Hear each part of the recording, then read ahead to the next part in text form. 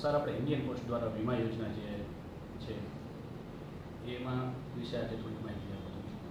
જરૂરથી હું તમને ઇન્ડિયા પોસ્ટ જે ડિપાર્ટમેન્ટ ઓફ પોસ્ટ છે એના મારફત લોકોને, સામાન્ય જનતાને, ભારતના નાગરિકોને એક્સિડન્ટ વીમાની પોલિસી જે આપવામાં આવે છે એ વિશે હું તમને ટૂંકમાં માહિતી આપું તો આ જે વીમો છે એ પોસ્ટ ઓફિસના તે છત્ર હેઠળ કામ કરતા IPPB, India post payment bank, એના દ્વારા પ્રોવાઈડ કરવામાં આવે છે.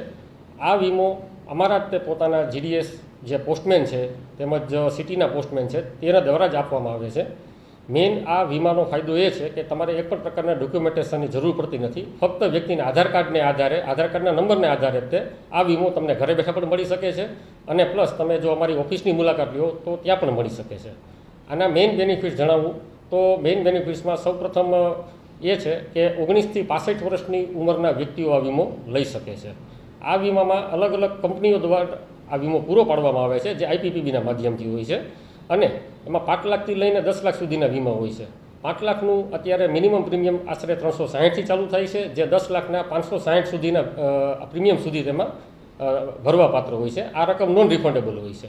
પ્લસ મેઇન બેનિફિટમાં જણાવીએ તો અકસ્માતમાં કોઈપણ વ્યક્તિનું જો દુઃખદ મૃત્યુ થાય તો તેમને 5 લાખથી લઈને 10 લાખની તેમની વીમાની રકમ પ્રમાણેની જે રકમ હોય છે મળવાપાત્ર હોય છે અને સાથોસાથ તે તેમને આંશિક અપંગતા પણ આવે કે પછી કાયમી અપંગતા પણ આવે તો એવા સંજોગોમાં પણ આ જે વીમાની રકમ છે એ નિયમ મુજબ એને મળવાપાત્ર હોય છે.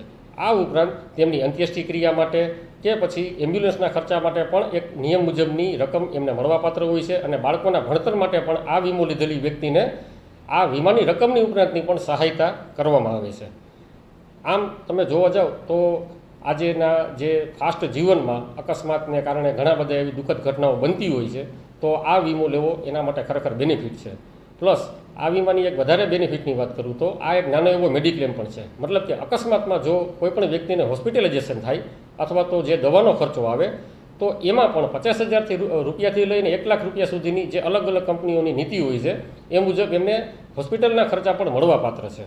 તો મારી આ સમગ્ર જનતાને એવી અપીલ છે કે તેઓ વધુમાં વધુ વીમાનો લાભ લે અને એના માટે તેઓ તો પોતાની નજીકની પોસ્ટ ઓફિસનો સંપર્ક કરી શકે છે. આ ઉપરાંત તેમના એરિયામાં આવતા ડિલિવરી કરવા માટે આવતા પોસ્ટમેન કે જીડીએસ જે ગામડામાં જે પોતે આપણે ડિલિવરી કરતા હોય છે એનો પણ સંપર્ક કરી શકે છે. એમના દ્વારા જ આ વીમો મળવાપાત્ર છે.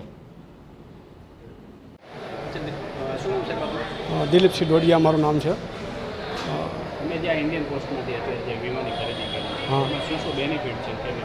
એમાં બહુ પોલિસીસ બહુ સારી છે. 350 વાળો વીમો છે, 550 વાળો વીમો છે અને 550 વાળો વીમો ઉતરાયો છે. એમાં બહુ સારું બેનિફિટ છે.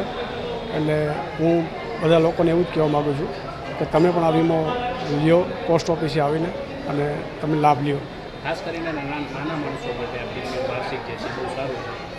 નાના માણસોને તમે શું રેકમેન્ડ? નાના માણસો માટે તો બહુ સારી વસ્તુ છે આ કે 550 રૂપિયા એટલે કાંઈ ન કહેવાય. રોજનો 1-1.5 રૂપિયો થયો એટલે આ કરવું જોઈએ. આ વીમો સારો છે બહુ. એનાથી ફેમિલી બેનિફિટ આમાં ઘણા બધા બેનિફિટ છે. એ બધા બેનિફિટ વિશે તમે શું જણાવવા માંગો? બેનિફિટ બી બહુ સારા છે કારણ કે આપણને કાંઈ થઈ ગયું હોય તો ફેમિલીને પૂરા બેનિફિટ આમાંથી મળે છે અને ગવર્મેન્ટ માન્ય છે, પોસ્ટ ઓફિસ માન્ય છે એટલે આ વીમો જરૂરી છે અને ઉતરાવી શકાય.